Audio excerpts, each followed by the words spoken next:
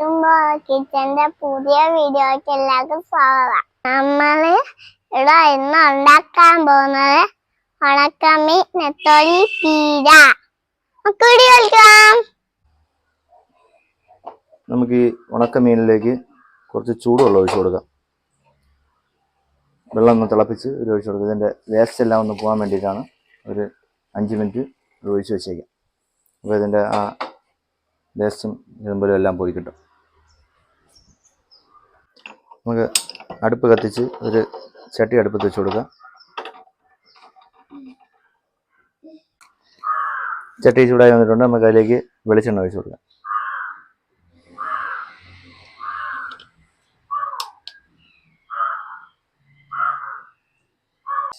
എണ്ണ ചൂടായി വന്നിട്ടുണ്ട്. നമുക്ക് അതിലേക്ക് കടുക് ഇട്ട് കൊടുക്കാം.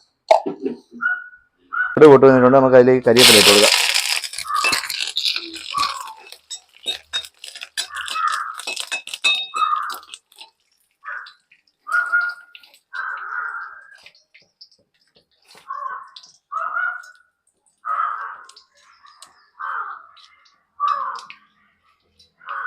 കറിവേപ്പില ഒന്ന് മൂത്ത് വന്നിട്ടുണ്ട്. നമുക്ക് അതിലേക്ക് വറ്റൽമുളക് ചേർത്ത് കൊടുക്കാം.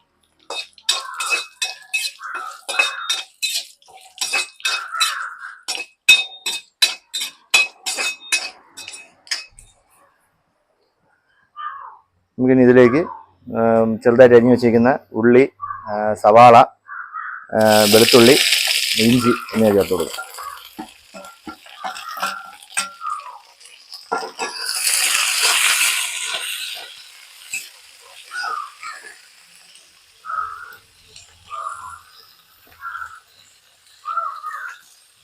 നമുക്കിതിലേക്ക് ഒരു 1/2 സ്പൂണ് മഞ്ഞൾപ്പൊടി ചേർത്ത് കൊടുക്കാം.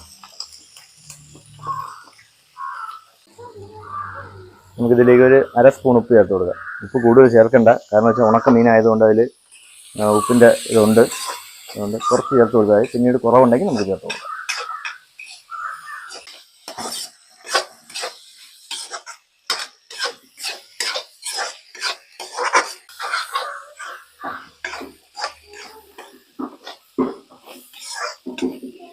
ഒരു മിക്സിയുടെ ജാർ എടുത്ത് അതിലേക്ക് 2 പച്ചമുളകും ഒരു തേങ്ങയുടെ അരമുറി തേങ്ങ ചേർത്ത് കൊടുക്കണം. പിന്നെ അതിലേക്ക് നമുക്ക് വേണ്ടത് ജീരകമാണ്. ഒരു സ്പൂണ് ജീരകം ചേർത്ത് കൊടുക്കുക. പിന്നെ ഒരു തണ്ട് കറിവേപ്പിലയും കൂടി ചേർത്ത് വെള്ളം ഒഴിക്കാതെ ഒന്ന് ക്രഷ് ചെയ്തെടുക്കാം. നമുക്കിതിലേക്ക് ഒരു സ്പൂണ് കാശ്മീരി മുളക് പൊടി ഇട്ട് കൊടുക്കാം.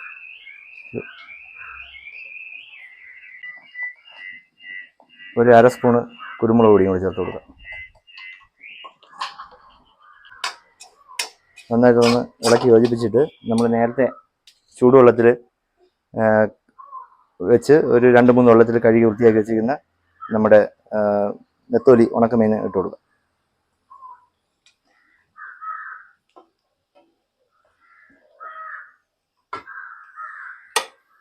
നന്നായിട്ടൊന്ന് മിക്സ് ചെയ്ത് യോജിപ്പിച്ച് കൊടുക്കാം.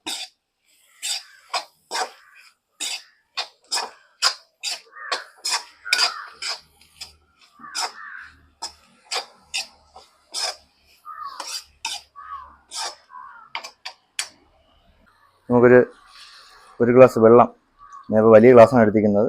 വലിയ ഗ്ലാസ് 1/2 ഗ്ലാസ്സാണ് എടുത്തത്. ചെറിയ ഗ്ലാസ്സിൽ 1 ഗ്ലാസ് വെള്ളം ഒഴിച്ച് നമുക്കിതൊന്ന് അടച്ചു വെച്ചൊന്ന് വേവിച്ചെടുക്കാം.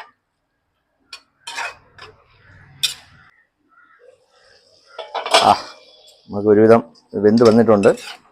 നമുക്ക് ഇളക്കി വെച്ച് കൊടുക്കാം. നല്ല ഒരു മണമൊക്കെ വരുന്നുണ്ട്. സത്യം പറഞ്ഞാൽ ഇങ്ങനെ വേണമെങ്കിലും കഴിക്കാം. നമ്മൾ പീരയാണ് ഉണ്ടാക്കാൻ പോകുന്നത്. അതുകൊണ്ട് നമുക്കിനി ഇതിൽ വേറെ 1-2 ഐറ്റംസ് നമ്മൾ നേരത്തെ അരച്ച് വെച്ച ഒന്ന് ക്രഷ് ചെയ്ത് വെച്ച തേങ്ങയൊക്കെ ഒന്ന് ചേർക്കാനുണ്ട്.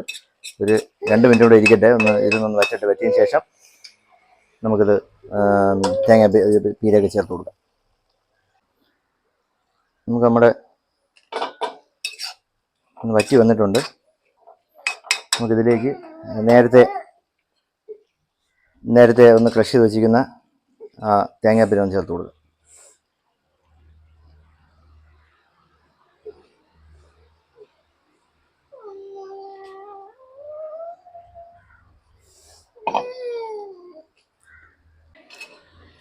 നമുക്ക് നല്ലതായിട്ടൊന്ന് മിക്സ് ചെയ്ത് കൊടുക്കാം.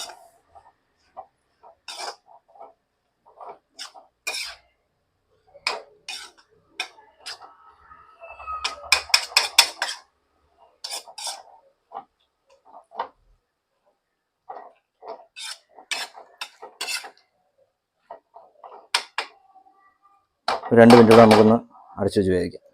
ലോ ഫ്ലെയിമിലാണ് വെച്ച് വേവിക്കേണ്ടത്. ഈ തേങ്ങയുടെയൊക്കെ ഒന്ന് പച്ചമണം മാറുന്നവരെ ഒന്ന് വേവിച്ചെടുക്കാം. നമ്മുടെ നെത്തോലി പീര ഇവിടെ റെഡി ആയിട്ടുണ്ട്. എല്ലാവരും വീട്ടിലൊന്ന് ട്രൈ ചെയ്ത് നോക്കുക.